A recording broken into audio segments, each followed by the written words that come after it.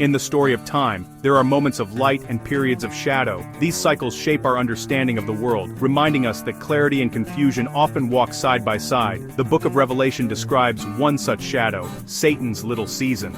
It's a mysterious interval, a chapter in the grand narrative where darkness is allowed a brief reign. This isn't an age of obvious evil or chaos. Instead, it's a brief window, a fog of confusion that quietly settles in, making the world feel unfamiliar, even as life goes on. The power at work isn't brute force, but the power to deceive. It's a subtle influence, weaving uncertainty into everyday moments. It's a subtle distortion, making familiar paths hard to see, and truth difficult to discern. Even the most trusted sources can seem unreliable. The challenge isn't to fight a visible enemy, but to navigate a world where truth and falsehood are expertly blended, and certainty is elusive. This season is temporary, with a clear beginning and end. Like all storms, it will pass, even if the duration feels uncertain. The real test is clarity, holding on to our sense of direction when the fog makes us doubt what we know. It's about trusting our compass when the landmarks disappear. The battle is internal, fought in our minds and hearts. Each decision, each thought, becomes a step through the mist. Understanding this concept gives us a new lens to view the confusion around us. It helps us recognize patterns that might otherwise go unnoticed. It invites us to question whether the chaos and division we see are part of a larger, subtle pattern, one that's been foretold and has meaning beyond the moment. The story of this season isn't meant to inspire fear, but to provide a map. It's a guide for those willing to look deeper, to seek understanding amid uncertainty. Even in bewildering times, there's a logic to the madness. We find comfort in community, and in the knowledge that we are not alone in the fog. And knowing the season is limited gives us hope that the fog will eventually lift, revealing the world in a new and brighter light. How does this grand deception work? It doesn't announce itself. There's no warning, no dramatic unveiling. Instead, it slips quietly into the background of our lives, almost invisible. It weaves into daily life, appearing normal, like progress, like reason.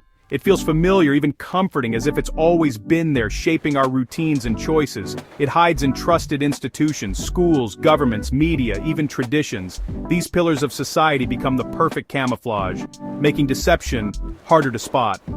Policies are presented as helpful, new ideas as enlightened, and social norms as the only way to be.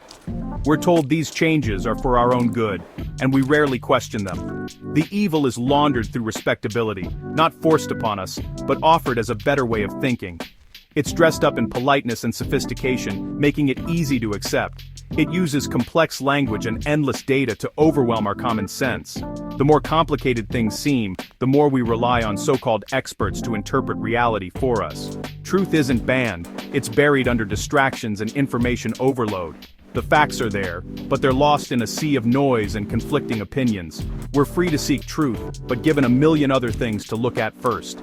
Our curiosity is redirected, our focus scattered, and our priorities subtly shifted. Our attention is pulled in every direction, leaving us exhausted and passive. In this state, it's easier to accept what we're told than to question or resist. We become consumers of information, not critical thinkers. We absorb, but rarely analyze, letting others decide what matters. We react to outrage, rarely questioning who frames the narrative. Our emotions are manipulated, our skepticism dulled. Deception becomes normal by changing how we see the world, bit by bit. Our reality is rewritten slowly so we hardly notice. We adopt new beliefs because they're easy, popular, and promoted. The pressure to conform is subtle, but powerful. The deception works by convincing us to give away our freedom willingly. We sign away our choices often without realizing what we've lost. We trade our inner authority for the comfort of being told what to think and feel. The illusion of certainty is tempting and we accept it. And all the while, we believe we're more advanced than ever, never suspecting how skillfully we've been led. The real target of this deception isn't our wealth or land, it's our memory and sense of self. What's truly at stake is our ability to remember, to connect with our roots, and to understand the stories that shaped us. When we forget who we are or where we come from, we're easy to control. Our sense of direction fades, and we become vulnerable to outside influence. The little season is a quiet war on personal and collective memory. It's a subtle campaign, waged not with force, but with distraction and doubt. History is rewritten, traditions dismissed, and meaningful stories replaced with shallow trends. The wisdom of the past is traded for fleeting entertainment. We're encouraged to find identity in groups or consumer choices, fragmenting our sense of self. The deeper connections that once anchored us are replaced by surface-level affiliations. Without an inner compass, we look outside for validation. We chase approval, hoping to fill the emptiness left by forgotten truths. We start doubting our own perceptions and feelings. The voice inside us grows faint, drowned out by the noise of the world. Over time, we stop trusting ourselves, relying on experts to tell us what's real. Our own judgment is set aside in favor of someone else's authority. The ultimate victory for deception is convincing us our own mind is unreliable. When we question our sanity, we surrender our power. This creates learned helplessness, a sense of powerlessness to navigate the world. We feel stuck, unable to move forward or reclaim our story. The battle is for ownership of your mind. Do you define your reality, or let others do it? The choice is subtle, but it shapes everything. The little season thrives when we forget to trust ourselves. It grows stronger each time we silence our inner wisdom. It gains power when we dismiss our intuition and trade our history for an official version. Our stories are rewritten, and our sense of belonging fades. The war isn't fought with weapons, but in the quiet spaces of our consciousness. It's a battle for memory, meaning, and the courage to remember. It's won by remembering who we are and by choosing every day to honor the truth within us. In this season, systems meant to support us are hollowed out. Institutions, education, healthcare, law, art, shift from serving truth and beauty to enforcing control and compliance. Their soul is replaced by bureaucracy. Their names remain, but their purpose is corrupted. We're told to accept less for the sake of progress, to give up freedom for safety, and to lower standards for fairness. Words like love, justice, and truth are redefined, often to mean their opposites. Authority shifts from wisdom to mere credentials and titles. We're told to trust experts, not ourselves. This breeds dependence on external validation and fear of challenging the narrative.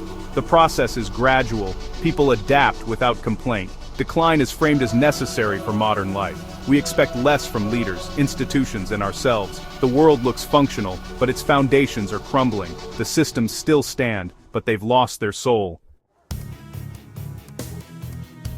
What happens when the little season ends? The fog lifts, and deception unravels. The end isn't another deception, it's exposure, the return of truth.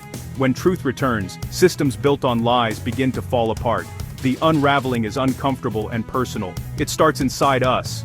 We realize beliefs we held are no longer true, and trusted leaders disappoint. The world we knew dissolves, and our identity tied to external systems crumbles.